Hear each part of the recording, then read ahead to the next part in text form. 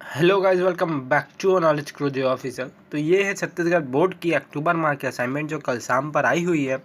सारे आंसर्स जो हैं सारे सब्जेक्ट के वो आ चुके हैं 10th वाले। तो जाके हमारे चैनल में जाकर आप वीडियोस में देखिएगा, वहाँ पे सारी चीज़ें मिल जाएंगी।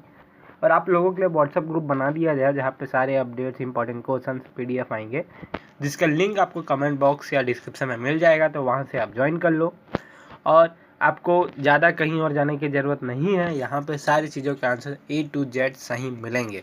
तो ज़्यादा देर न करते हुए चलिए शुरू करते हैं। जहाँ पे प्रश्न 1 है, निम्नलिखित को संक्षेप में लिखिए। तो पहला है अयस्क। तो यहाँ पे देख सकते हो, ऐसे खनिज जिसमें धातु की मात्रा अधिक और अशुद्धि कम होती है तथा जिनके धातुओं का निष्कर्षण कम खर्च में और सुविधाजनक तरह से किया जाता है, उसे अयस्क कहलाते हैं।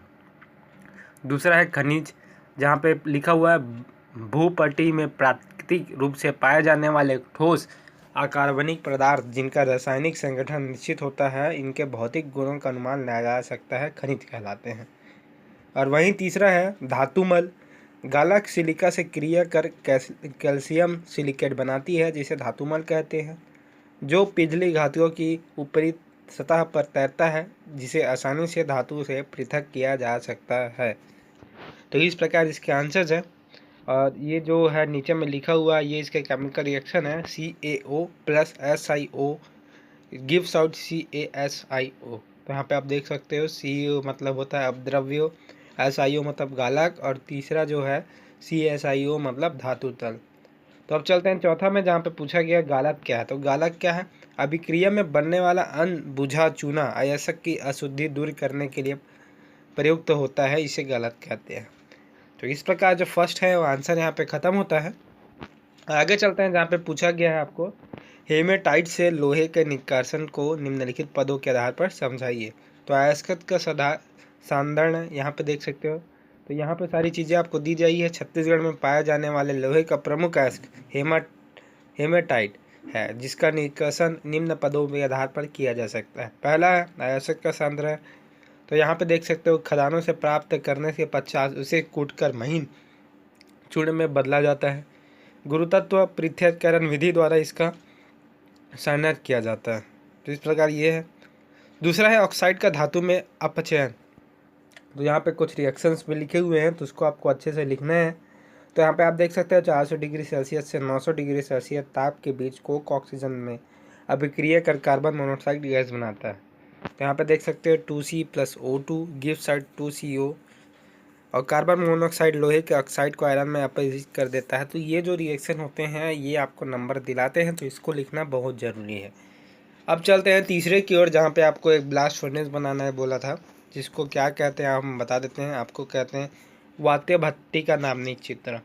तो यहाँ पे आप देख सकते हो वात्य भट्टी का नामनिक चित्र इस प्रकार है, आप अच्छे से देख सकते हो, होप करता हूँ। तो इस प्रकार आपको बनाना है, जहाँ पे व्यर्थ गैस यहाँ से निकलती है, पिघला लोहा यहाँ से डाला जाता है, गर्म हवा वहाँ से निकलती है, धातु मल का स्तर भी यहाँ से पता किया जाता है, और अंदर में सारी चीज़ें हैं। तो इसको स्क्रीनशॉट करके रख लीजिएगा। आगे चलते हैं, जहाँ पे अब आपको हम धातु और अधातु के कोई 4 उपाय अंतर बताते हैं। जहाँ पे आप देख सकते हो, पहला है पारे को छोड़कर सभी धातुओं ठोस अवस्था में पाई जाती है। अधातु ठोस में द्रव तथा गैस तीनों अवस्थाओं में पाई जाती है। दूसरा, धातुओं आघात वर्धनीय होती है और वहीं अधातुएं भंगुर होती है। तीसरा है धातुएं तन्य होती है, अधातुएं तन्य नहीं होती है।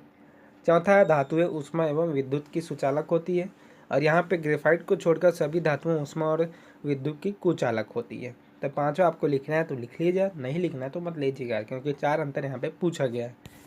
अब आगे चलते हैं, जहाँ पे पूछा गया है आपको, जब 2 समतल दर्पण एक दूसरे से समकोण पर स्थित हो तो उसे सम्मुख रखी किसी वस्तु के बनने वाले प्रतिबिंबों की संख्या चित्र सहित बनाइए।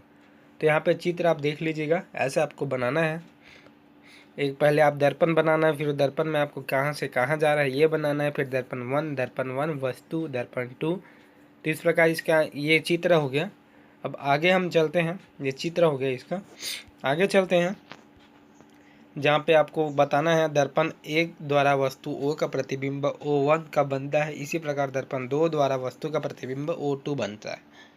तो यहाँ पे ये जो चीज़ें लिखी हैं उसे आप लिख लिए। दर्पण 1 द्वारा दर्पण 2 का प्रतिबिंब दर्पण के पीछे बनता है, या दर्पण 2 का आभासी प्रतिबिंब है, या आभासी दर्पण O1 पर बने वस्तु के प्रतिबिंब को वस्तु मानकर उसका प्रतिबिंब O3 पर बनाता है।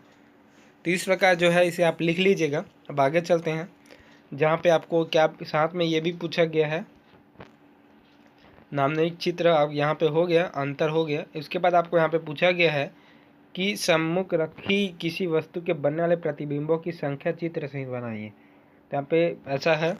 अब आगे चलते हैं, यहाँ पे आपको कुछ गुणा भाग भी करना है। तो यहाँ पे आप देख सकते हो, आप अपने अवलोकनों से पाएंगे कि प्रतिबिंब संख्या इस बात पर निर्भर करेगी कि दोनों समतल दर्पणों के बीच का कोण कितना है। तो यहाँ पे देख सकते हो प्रतिबिंब की संख्या जो है वो 360/θ है, -1 है।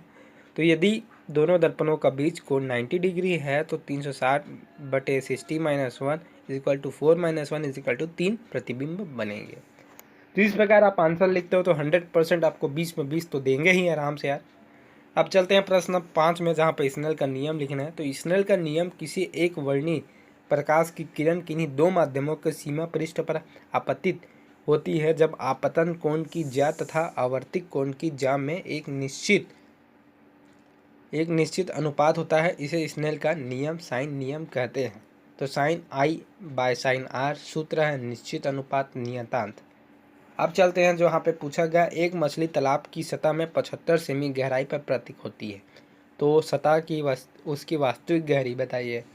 तो आप अब ऊपर से देखते हो तो 75 सेंटीमीटर की गहराई पर आपको दिखती है, तो आपको उसको असली बताना है कि वो वास्तविक में कितने उसमें थी। तो यहाँ पे आप देख सकते हो, वायु में संक्षेप जल का अवतत होता है, A/μW = 4/3 होता है, अतः वास्तविक गहराई अपन आभासी गहराई।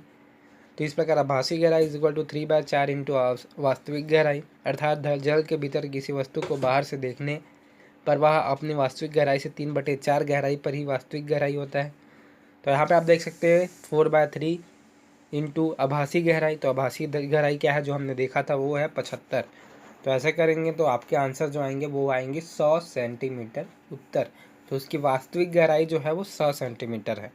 तो इस प्रकार जो आंसर है वो कंप्लीट होता है। होप करता हूँ आपको वीडियो पसंद आई होगी, और इसके अगर PDF चाहिए आपको तो आपको जाना है www.knowledgeguruji.in में, और वहाँ से आपको असाइनमेंट से PDF डाउनलोड कर लेना है।